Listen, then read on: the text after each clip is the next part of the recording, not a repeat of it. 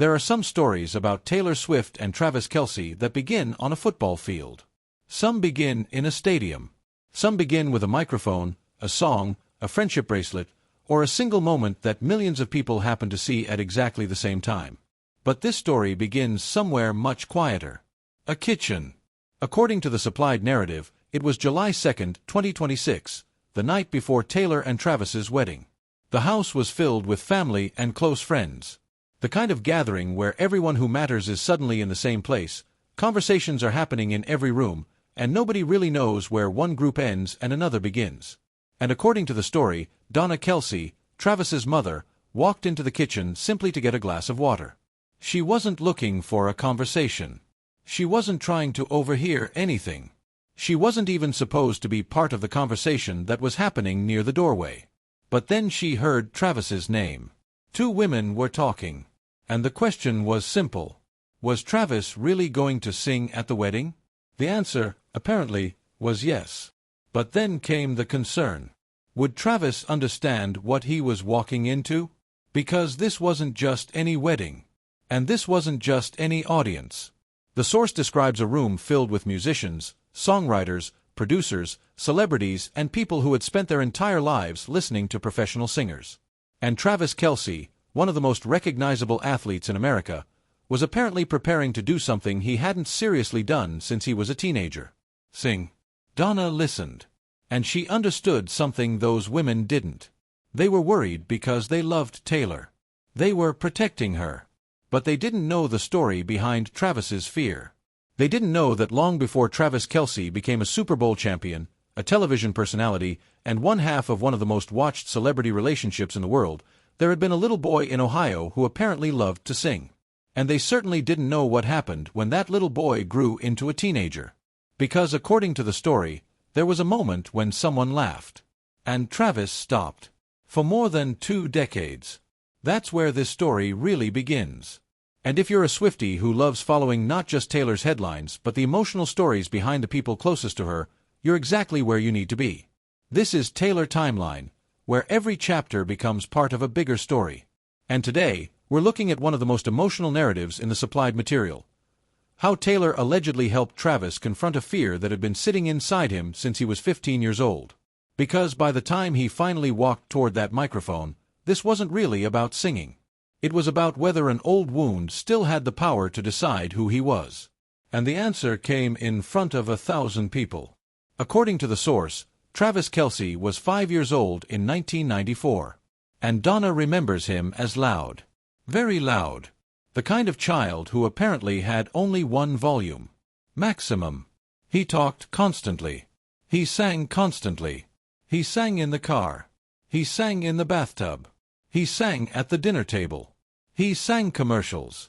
He sang songs he barely remembered. And when he didn't know the lyrics, he apparently invented them. According to the narrative, there were even songs about the family dog, the mailman, and his older brother Jason. But there was something unusual about the singing. He wasn't simply a little kid making noise. His father, Ed, apparently noticed that Travis had something. An ear. According to the story, Ed was sitting in the family's living room one evening when he heard his 5-year-old son singing. And he reportedly told Donna, "He's got it." Donna asked what he meant. And Ed's answer was simple. An ear. He's got an ear. That detail becomes important later. Because decades after that moment, another person would hear Travis sing and make essentially the same observation. But first, life happened. The family had 2 boys. Football was becoming increasingly important. And unlike singing, football offered a recognizable path. There were teams, coaches, levels, competition, a future that parents could understand. Singing was different. There wasn't an obvious roadmap from a little boy singing around the house to anything resembling a career. So according to the source, nobody pushed Travis toward music. He simply kept singing around the house. Until one day, he didn't. Travis was about 15. He was already tall, already athletic, already becoming the person people would eventually recognize. And he had joined choir. For a few months, according to the story, everything was fine. Then he came home quiet. For a boy described as naturally loud and energetic, that silence was unusual. Donna asked what happened. At first, Travis apparently wouldn't say. Eventually, late that night, he told her. Someone had laughed at him. Someone had laughed while he was singing. And Travis decided he was finished with choir. He didn't make a dramatic announcement. He apparently shrugged it off. Football was starting. He didn't have time. It wasn't a big deal. But sometimes the things people dismiss most casually are the things that stay with them longest. According to Donna's account in the source, she let it go. And that decision stayed with her. Because she later wondered whether she should have pushed him. Whether she should have told him that somebody else's laugh wasn't a reason to abandon something he loved. But she didn't. And Travis stopped singing seriously. Not completely. He would still sing jokingly. He would still perform for laughs.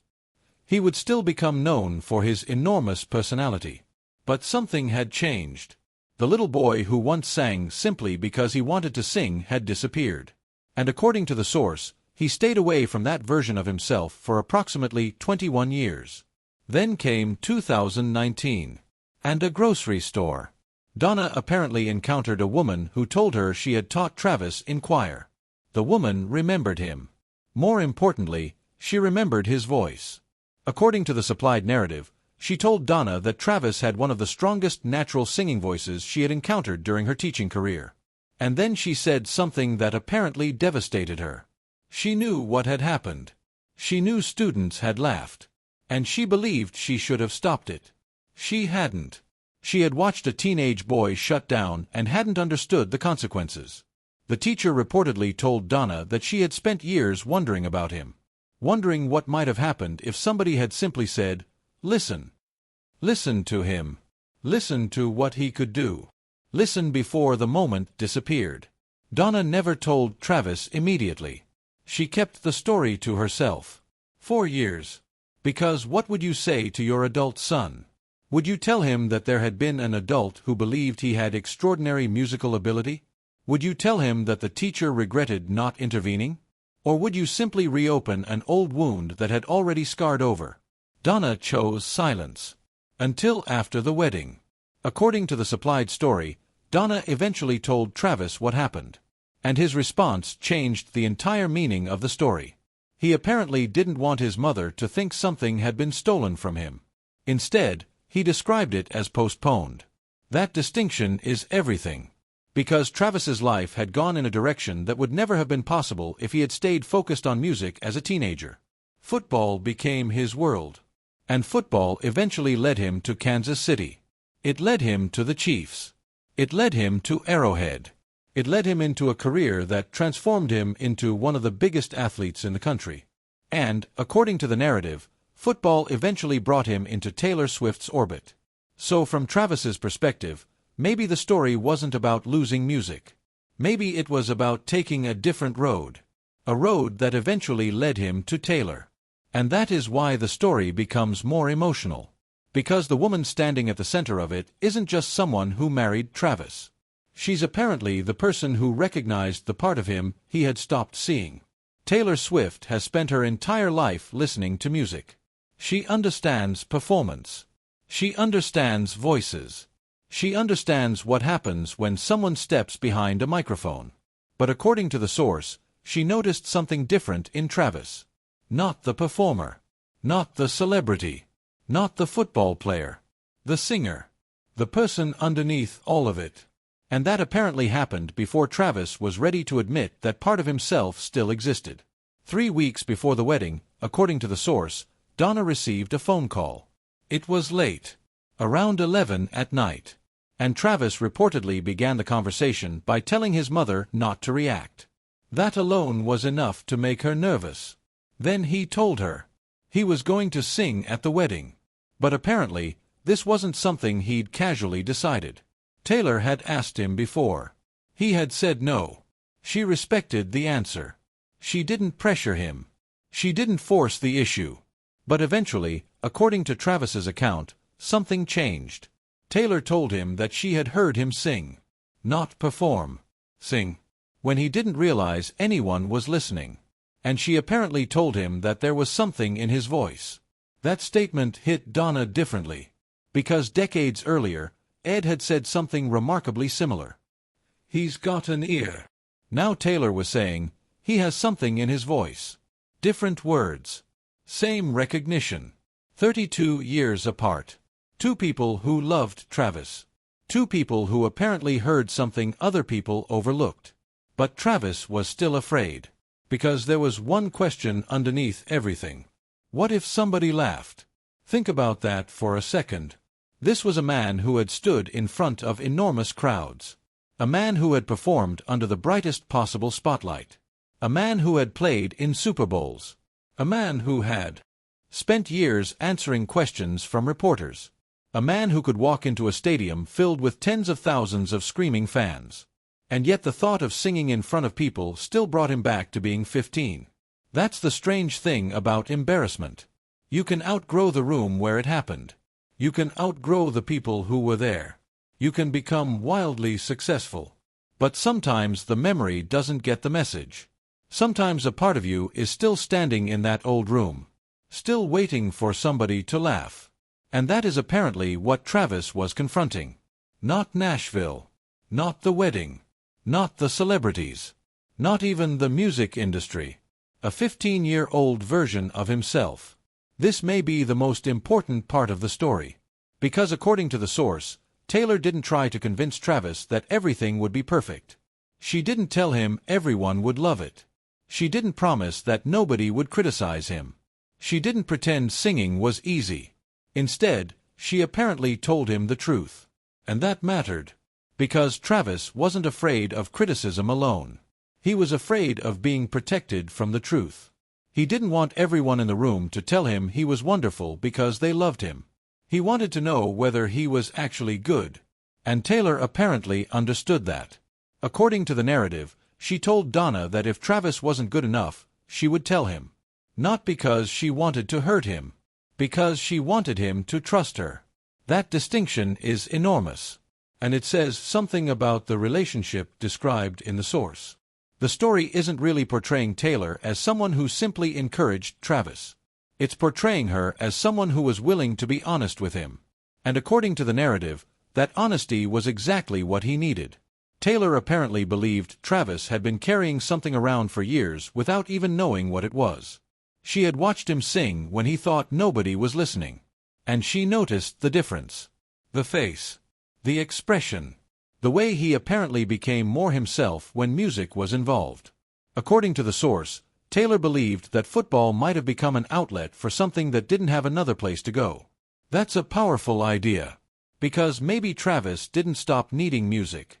Maybe he simply found another way to release the energy. The intensity. The emotion. The competitiveness. The need to perform. Football gave all of that somewhere to go. But singing was still there. Waiting. 2 nights before the wedding, according to the source, Taylor arranged something private. A studio. A piano. An engineer. No massive crowd. No celebrities. No pressure. Just a room. And Travis's mother. The source describes Travis arriving in a t-shirt and shorts, talking rapidly, filling the room with noise. That detail feels important. Because when people are nervous, they often talk. They joke. They move. They distract. They make themselves bigger so nobody notices that they're afraid. Taylor apparently saw right through it. She told him to sit down. Then she asked what he was actually afraid of. At first, he said nothing. Eventually, he admitted the real fear. He wasn't necessarily afraid of failing. He was afraid everyone would be nice about it. That is a very specific kind of fear. Because being told you're bad is painful. But being told you're good when everyone knows you're not can be worse. It means you don't know who to trust. So Taylor apparently gave him a choice. She would tell him the truth. If it was bad, she would say it was bad. If it needed work, they would work on it. And if it wasn't worth doing, they simply wouldn't do it. No fake praise. No protection. No pretending. Just honesty. Then Travis walked toward the microphone. And he sang. According to Donna's description, something happened in those first few seconds. She says she was transported back to 1994. Back to Ohio. Back to the little boy on the floor. Back to the sound Ed had heard. The voice had changed. Of course it had. 30 years had passed. But according to the narrative, the essence was still there. And then came the moment Travis had been waiting for. Taylor's judgment. She told him to do it exactly the same way. Don't overcomplicate it. Don't try to impress anyone. Don't add unnecessary tricks. Just sing. And Travis apparently laughed. Not because the situation was funny. Because the tension was finally breaking. The 15-year-old boy was beginning to understand that maybe the room wasn't going to laugh. Maybe the room was finally going to listen. Then came July 3rd. According to the source, the wedding reception was underway. The room was full.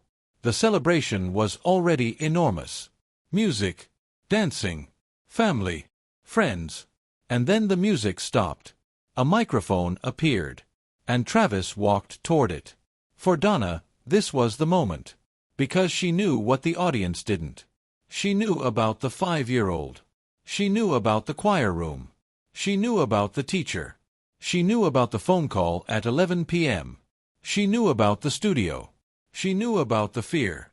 The people in the room simply saw a famous athlete walking toward a microphone.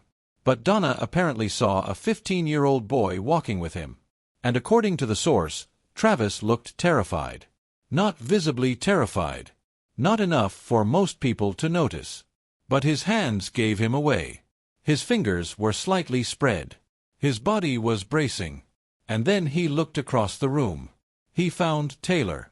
And everything apparently became simpler. According to the narrative, Taylor didn't give him an exaggerated smile. She didn't wave. She didn't perform encouragement for the room. She simply watched him. Completely focused. Almost as if she was telling him without words, "I'm here. Now go." And Travis sang. This is where the story reaches its biggest emotional peak. According to the source, the first few bars created silence. Not because the performance was bad. Because it wasn't what people expected. The audience had apparently anticipated a fun wedding moment. A football star grabbing a microphone. A joke. A charming surprise. Something entertaining. Instead, according to the narrative, they heard a real singer. Not a perfect professional vocalist. Not somebody pretending to have spent 20 years in Nashville. But someone with a genuine voice. Someone who was emotionally present. Someone who was actually singing. And the room reacted. The source describes professional musicians changing expressions. People becoming still. Stevie Nicks apparently placing a hand against her chest. Family members crying. Jason Kelce reacting emotionally. And Taylor continuing to watch. She didn't look away. Travis wasn't singing for the room. He was singing for Taylor. The woman who had heard him when he didn't know anyone was listening. And that makes the performance different. Because the point wasn't to prove that Travis Kelce could become a professional singer overnight. The point was that he could finally stand in front of the people he loved and do something he had been afraid to do for more than 2 decades. His voice didn't need to be perfect. It needed to be his. And according to the narrative, that's exactly what it was. When he finished, the room erupted. But Donna describes the reaction differently from the roar of a football stadium. Football applause celebrates achievement. This was apparently something more personal. A room full of people who understood what it takes to expose yourself through music had watched Travis take that risk. And they responded.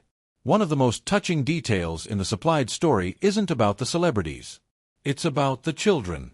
According to the narrative, young members of the family were nearby. They didn't know the history. They didn't know Travis had stopped singing at 15. They didn't know about the choir. They didn't know about the fear.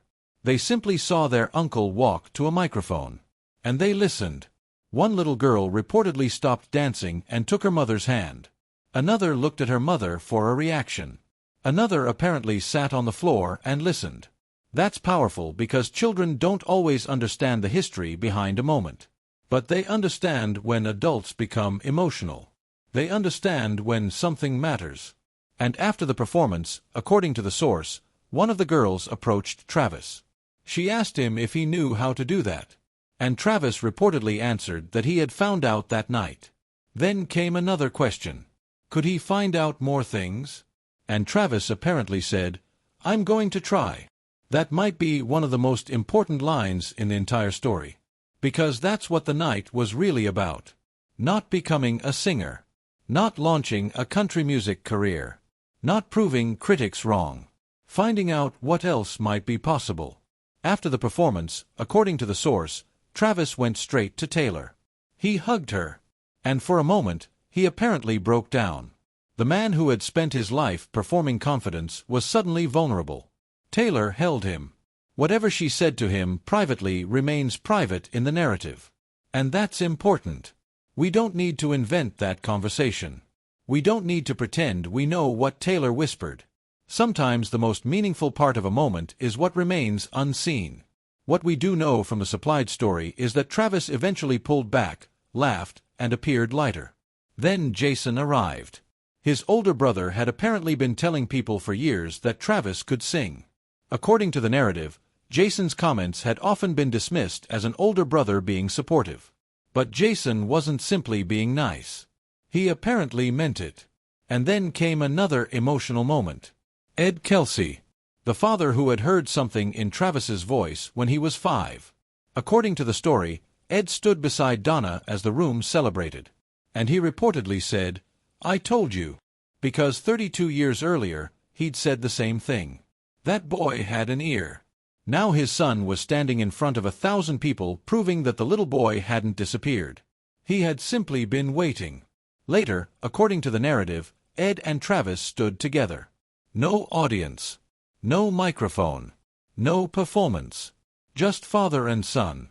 Ed put his hand on the back of Travis's neck. And he told him, "That's what I heard. That's it." 5 words. But according to the story, they meant everything.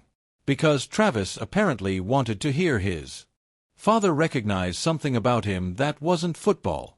His entire life had been shaped by athletic achievement. And there is nothing wrong with that. Football had given him opportunities most people could only dream about. But maybe there was always another part of him that wanted to be seen. Not as an athlete. Not as a celebrity. Not as Taylor Swift's husband. Just Travis. The kid who sang around the house. And according to the source, that kid finally got his moment. Remember the woman who had been worried the night before?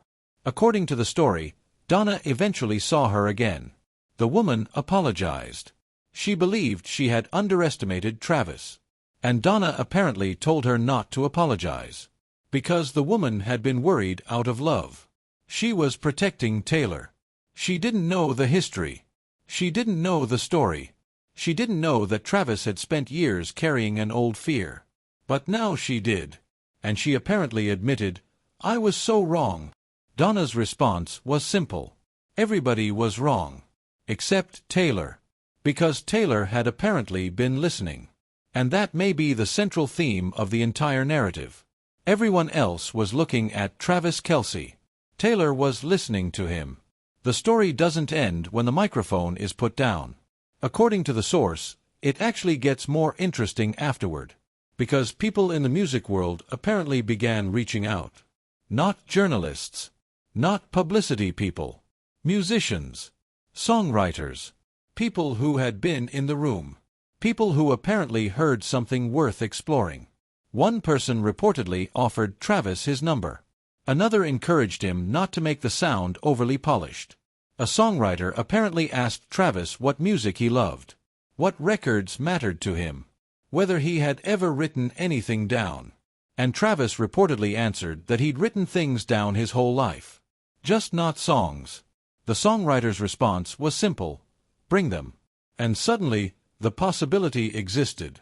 Not certainty. Not a guaranteed music career. Not proof that Travis was about to become Nashville's newest star. Just a door. And it was open. This is where the story needs some honesty. Because there is a danger in turning one emotional performance into an entire career narrative. According to the supplied source, People in the music industry had already pointed out that country music is difficult. They're right. A famous name can open a door. It cannot automatically create respect. Celebrity can get attention. It cannot replace years of craft. A wedding performance can be meaningful without proving that someone is ready to make a professional record. And that's important. Because if Travis ever does pursue music seriously, he would have to earn that place.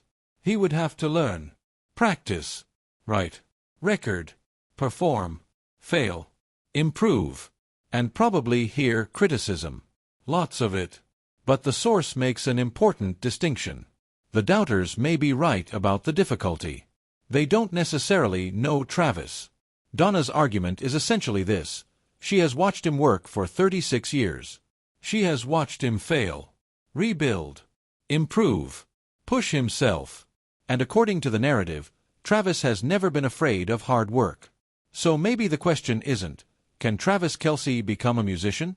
Maybe the real question is, what happens when a person who has spent his entire life mastering one form of performance finally gives himself permission to explore another? We don't know. And that's what makes the story interesting. Then came another phone call. According to the story, Travis was at training camp in Missouri. He had returned to football. The season was beginning. Life was moving forward. But something had changed. He told Donna that he had started singing again. In the car. In the shower. Around the house. And then he realized something. He didn't know when it had started. Until he did. The wedding. That performance had unlocked something. And Donna reminded him, you did that constantly when you were 15. The car. The bathtub. The dinner table. The songs about the dog. The songs about the mailman. He had forgotten. Donna hadn't. And maybe that's one of the most emotional ideas in the entire source. Sometimes you don't lose a part of yourself. You simply stop visiting it. And when you finally return, someone else may have to remind you that it was always there. According to the supplied narrative, there was one final conversation between Donna and Taylor. Donna asked Taylor what would have happened if Travis's singing had actually been bad. Taylor apparently answered that she would have told him. That was the point. She couldn't lie. Because if she lied, Travis might eventually discover it. And then he would question everything she told him afterward. The source presents Taylor's philosophy as something deeper than musical criticism. Trust. If you're going to build a life with somebody, they have to know that your words mean what you say. Even when the truth isn't flattering. Even when it's uncomfortable. Even when honesty is harder than encouragement. And then Taylor apparently explained something else. Why had she really wanted Travis to sing? Not simply because she believed he had a beautiful voice. Not simply because it would make the wedding memorable. Maybe that's why this story feels bigger than a wedding performance. Because every person has some version of that room. A place in their past where someone laughed. A moment when they stopped trying. A dream they decided wasn't practical. A talent they convinced themselves wasn't important. A part of themselves they put away because it felt safer. And sometimes life gets very busy after that. You build a career. You become successful. You become someone other people recognize. You collect accomplishments. You learn how to walk into enormous rooms without fear. But somewhere inside, that younger version of you is still waiting. Still wondering what would have happened if somebody had said, keep going. According to this story, Travis Kelce finally got that moment. Not at 5. Not at 15. But at 36. And the person who helped him find it was Taylor Swift. Not with a grand speech. Not with a promise. Not by telling him what he wanted to hear. But by listening closely enough to hear the thing he had stopped hearing in himself. And maybe that is what love looks like at its best. Not changing someone into the person you want them to be. But seeing the person they already are, sometimes before they can see it themselves. So when we look at that microphone, we shouldn't only see a famous athlete singing at his wedding. If the supplied narrative is accurate, we're seeing something much more personal. We're seeing a 5-year-old boy. A teenager who heard laughter. A father who noticed an ear. A mother who remembered. A brother who never forgot. A teacher who regretted staying silent. and a woman who listened. Taylor didn't give Travis a voice. She helped him believe he was allowed to use the one he'd always had. And on that night, in front of everyone he loved, he finally did. Nobody laughed. They listened. And sometimes, after all the stadiums, all the trophies, all the headlines, all the fame and all the noise, being heard is the thing that matters most. This is Taylor Timeline. And if you want to keep following every unexpected chapter surrounding Taylor's life, her relationship, and the people whose stories have become part of her journey, make sure you're subscribed. Because sometimes the biggest stories aren't the ones happening under the brightest lights. Sometimes they're the ones that begin quietly, in a kitchen, with an empty glass, and a story nobody else knew.